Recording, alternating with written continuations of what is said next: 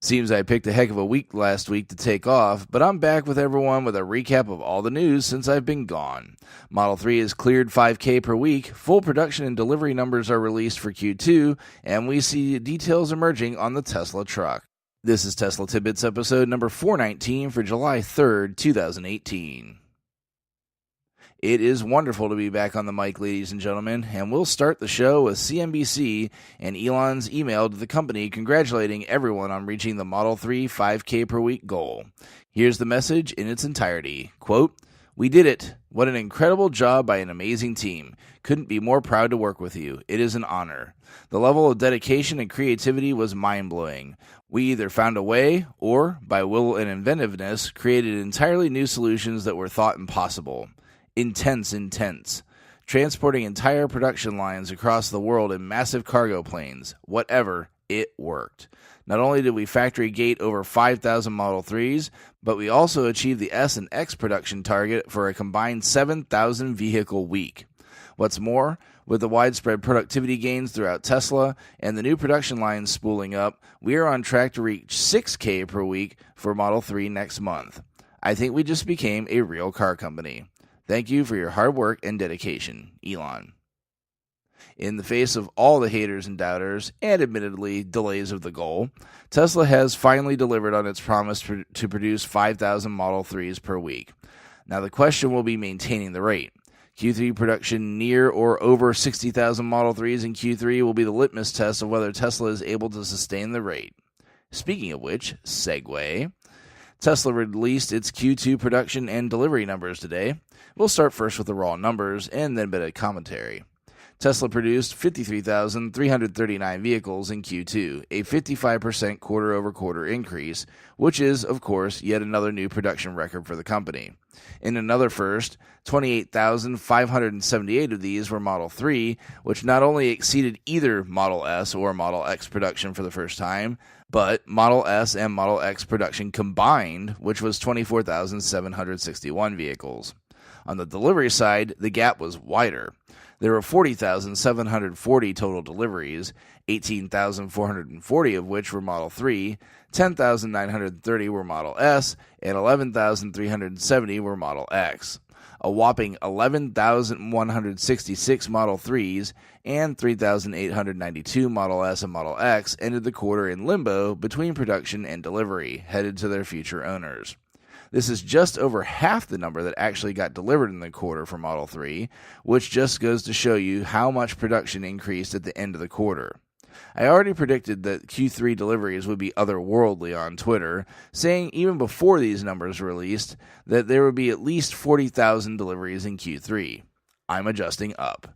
I think total deliveries for all vehicles will be no less than 65,000 in Q3. They'll have a full quarter of full production capability, and they're even projecting to reach 6,000 per week. Couple that with the usual 20 to 25,000 Model S and Model X deliveries that you can book like clockwork, and even if they have some hiccups, they'll reach this number without issue. It's very possible that they'll even beat that number handily, but I tend to make conservative predictions for the most part, so I'll leave that number there. I can't wait to see what Q3 looks like. And lastly, but certainly not least, Elon had a Twitter spasm last week about the Tesla truck. He started by actually soliciting feature requests from folks on what uncommon things might be important to have in a truck. What followed were Elon's musings on what Tesla's truck will be. Starting off the string of tweets on the features, Elon said the truck will, quote, have dual motor, all-wheel drive with crazy torque, and a suspension that dynamically adjusts for load. Those will be standard, end quote. Next up was a treat for those that really use their trucks for work. The truck, quote, will have power outlets allowing the use of heavy-duty 240-volt high-power tools in the field all day. No generator needed, end quote. How are you powering this thing? With a battery capable of a 400-mile minimum range. Quote, 400 to 500-mile option, definitely. Higher, maybe, end quote. Next up is a feature on powertrain. At Zach's Jerry Rig said, quote, all-wheel drive is great, but having lockers is a lifesaver off-road or in snow. Rear lockers standard. Front lockers would be a bonus. I'll be buying one, end quote. I'm assuming he's referring to a locking differential, which of course doesn't truly exist on the single-drive electric motors, but could easily be simulated and controlled from the touchscreen. Elon responded just saying, quote, "for sure," end quote. I'll be very curious to know if this is implemented exactly as I'm describing here. In a comment near and dear to my own heart, at the Sean Booker says, quote, "I'm 6'9", so I'd absolutely be interested in an eco-friendly truck or SUV capable of accommodating tall drivers," end quote. Which produced the funniest response from Elon, saying, quote, "Sir, this will not be some dainty little buttercup of a truck. Driver's seat will be big enough to fit Andre the Giant. Love that guy," end quote. And finally, again talking about it being a work truck, Elon said that the truck will have a, quote, 300,000-pound towing capacity, end quote. If you doubt this is possible, check out the video of a Model X towing a 287,000-pound Boeing Dreamliner.